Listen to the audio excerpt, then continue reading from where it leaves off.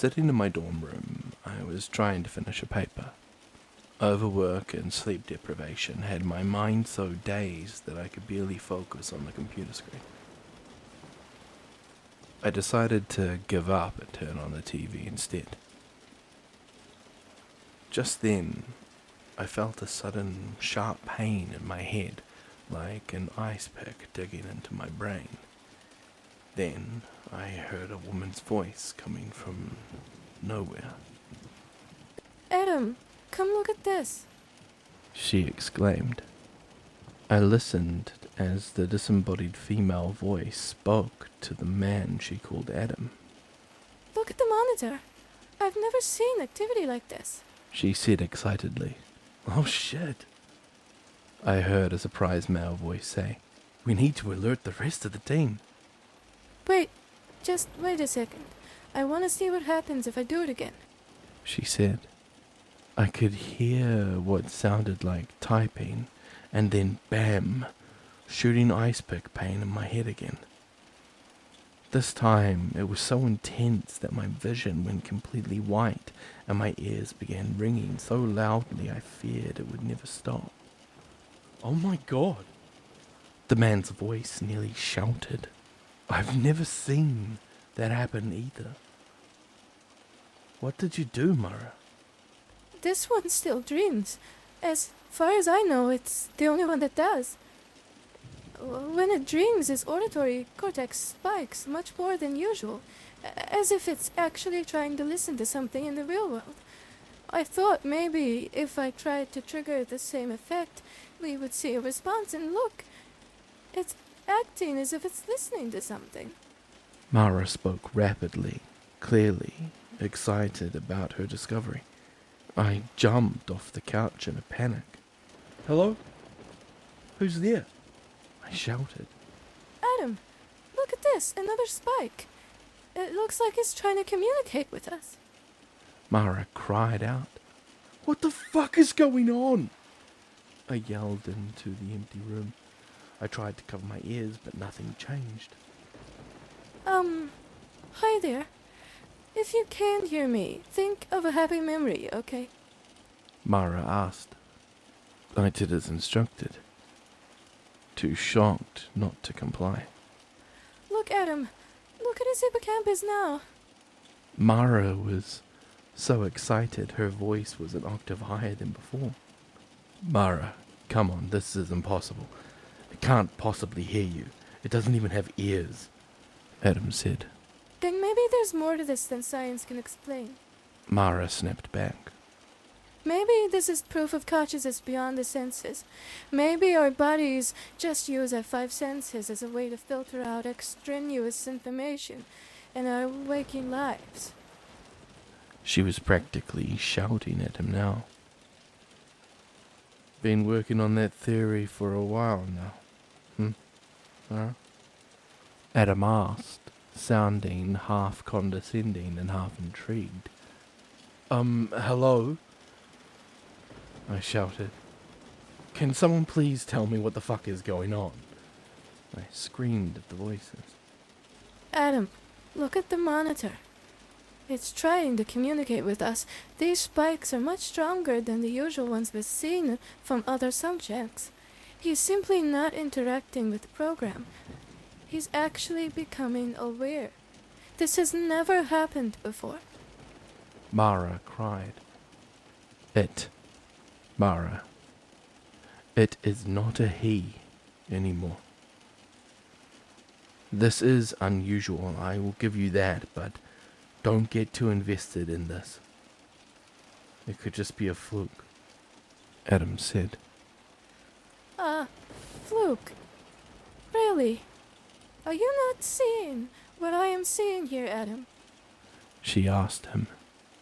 Absolutely freaking out, I felt compelled to run. I ran outside and kept running as far as I could. I could still hear a woman named Mara asking me to think of certain memories, and a guy named Adam arguing with her, but this time I ignored her request and just continued to run. I ran until I noticed something that stopped me dead in my tracks. I watched as a massive tree began to glitch in and out of existence, and then it was gone. I watched as the entire world around me glitched in and out of existence until I was left in complete darkness. "Hello!" I cried out. Nothing. I could no longer hear the two voices. I was alone in a pitch-black empty void. I cannot describe the panic I felt in that moment. "What on earth?"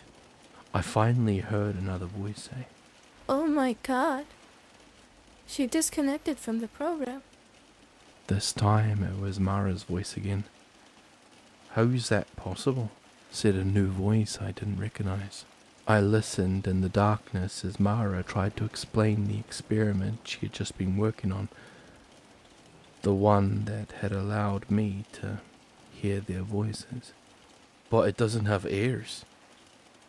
It's just a brain in a fucking box," the man said. The overlapping voices continued. I realized the horrific truth, having been disconnected from the program. As Mara had stated, I began to remember the horrific truth. There was a catastrophic event on Earth that had wiped out most of humanity. The minds of those whose bodies were dying were harvested and placed into boxes filled with cerebral spinal fluid to keep them alive. There were only a few ships capable of deep space travel at the time. Even if they found a planet to colonize, most of the people left alive would be too old to repopulate. Apparently, there were not enough resources on the ship to begin the process of repopulation until they found a suitable planet. They were keeping our minds alive, hooked into a virtual reality, a simulation of the planet before it was destroyed. They were attempting to regrow human bodies, hoping to use them as hosts for the living minds once they reached a safe planet. Apparently, I was the first to become aware of this. Or to remember this, I should say.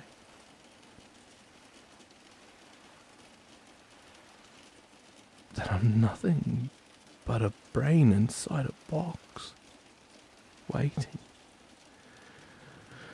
I don't know why I didn't remember any of this, or what they did to me to make me forget.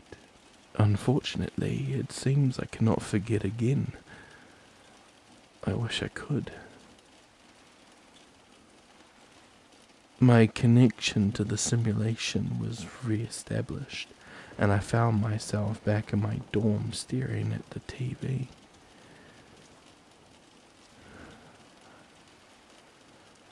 I wonder if there's anyone out there who knows the truth, that this world is a recreated simulation of the one we knew, that we are simply brains in a box, just waiting to be whole again. What happens if they don't find a new planet in time? What happens if the rest of the living humans die before we can be given new bodies? What happens if there's no one left to keep the simulation running? Will we be left floating through space indefinitely, trapped alone inside that void of darkness? Please, I need to know, does anybody else remember?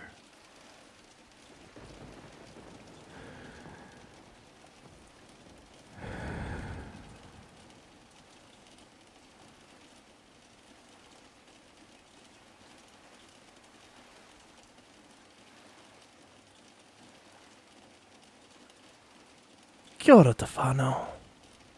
Grimm here, and welcome to my library. Today's story was titled, "The Voices in My Head Told Me More Than I Wanted to Know," written by a good friend of the channel. I live for scary stories. This is a good short one. I thought I'd get something out while I'm recording the rest of Somewhere Beneath Us. I'm going to try to record as many of them to get them on a regular upload, so just be patient. In the meantime, I'll put up some short stories to fill in the void while those are waiting. Well, I think I've said a bit too much now. I'll let you guys get on to the next video.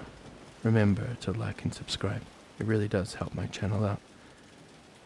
And as always, be safe wherever you are. Have an amazing night or day. And I'm Grimm. And I'm well. Signing off.